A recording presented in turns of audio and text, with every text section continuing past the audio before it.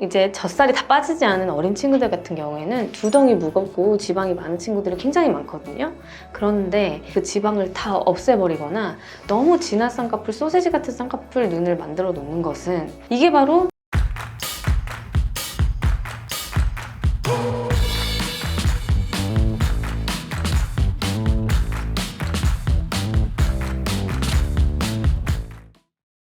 안녕하세요. 엘트성형외과 김지연입니다. 워낙 어린 친구들도 수술을 두려워하지 않고 하는 경우도 많기 때문에 벌써 대학 가기 전에 수술을 받으러 왔을 때 재수술인 경우가 꽤 많은 것 같아요. 재수술을 하는 이유가 눈에 문제가 생겨서 재수술을 하는 게 아닌 이상 눈을 재수술한다고 해서 크게 두려움을 느끼실 필요는 없을 것 같아요. 생각을 해보면 재수술이 굉장히 두렵고 하면 안 될 것 같고 한 번에 모든 걸 맞춰야 될 것 같다는 생각을 하게 되는데요. 수술을 또 하는 거 괜찮습니다.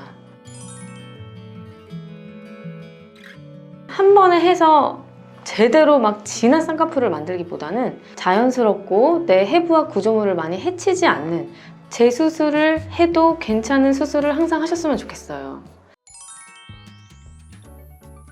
첫 번째, 풀려서 오시는 분이 있고요. 라인이 낮아져서 다시 높은 라인을 갖기 위해서 재수술을 하시는 경우가 제일 많은 것 같아요. 특히 젊은 10대 이런 나이에 수술할 때는 아주 자연스러운 라인이 더 잘 어울려요. 그렇지만 대학교 갈 때쯤이 되면 피부가 처지는 것이 아니라 나의 화장하는 방법이 바뀝니다.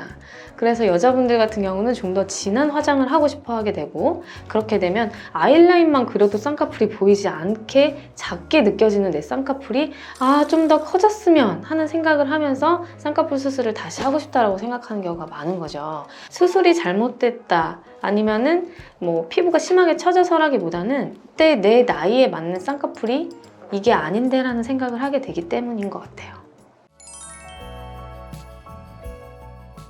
이제 젖살이 다 빠지지 않은 어린 친구들 같은 경우에는 두덩이 무겁고 지방이 많은 친구들이 굉장히 많거든요.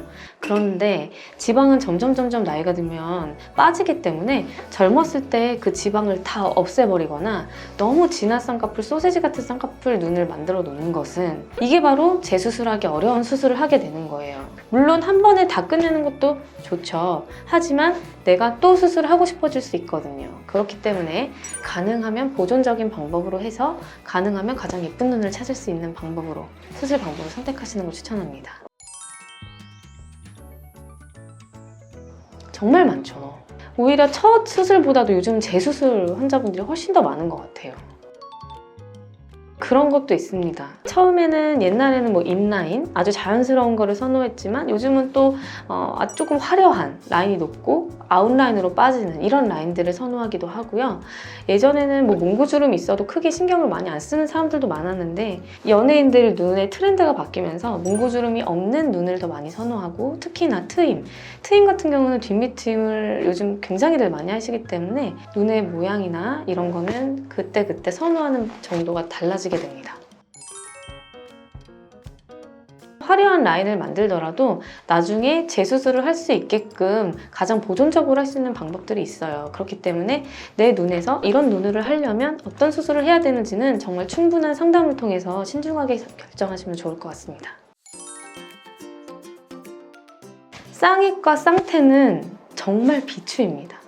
내가 중학생 때부터 쌍꺼풀이 필요해서 수술은 어려서 못하겠지만 나는 쌍익, 쌍태라도 붙여서 나는 쌍꺼풀 라인을 만들고 싶어 라고 생각하신다면 당장 병원을 찾아가서 매몰로라도 찝으세요.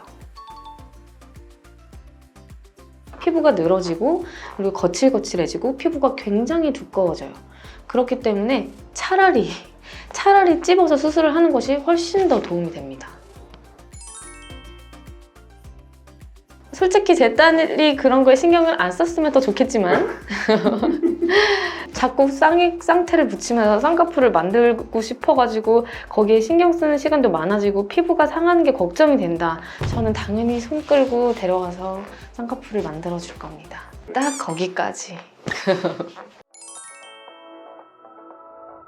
네, 요즘은 부모님들도 먼저 성형수술을 권유하고 이렇게 됐으면 좋겠다, 저렇게 됐으면 좋겠다라는 의견에 대해서 굉장히 적극적으로 표현하시는 분들이 굉장히 많아요. 부모님만 상담에 적극적으로 참여하는 경우는 자녀들은 나는 좀 괜찮은데라고 생각하는 경우가 많거든요. 너도 이걸 원하는 건지 이거에 대해서 확실하게 다시 물어보게 되고요. 만약에 변하는 모습에 대해서 눈 상담 같은 경우는 거의 거울을 보고 보여줄 수 있어요. 너의 눈이 어떻게 변할 것이다. 이 정도 라인의 높이가 나올 것이며 이 정도 눈이 시원해진다. 이 정도로 눈이 커진다. 이런 거를 실제로 보여주게 되거든요. 거기에서부터 소극적으로 한다고 하면 사실 수술까지 가기는 어려워요. 근데 사실 그런 경우가 많지는 않아요. 그렇죠. 제가 어제 만들어 주시는 거 보니까 눈 무게 아주 어린 나이에 성형수술을 하고 싶어서 고민하는 친구들도 있을 테고요. 이제 대학교에 가서 설레는 마음으로 내 눈을 다시 화려하게 하고 싶은 친구들도 있을 거예요. 내 눈의 건강을 생각해서 내 눈에, 내 나이에 가장 어울리고 자연스럽고 예쁜 눈은 무엇인지에 대해서 충분히 고민해보시고 또 많은 상담을 통해 아주 적합한 수술 방법을 선택하셨으면 좋겠습니다. 감사합니다.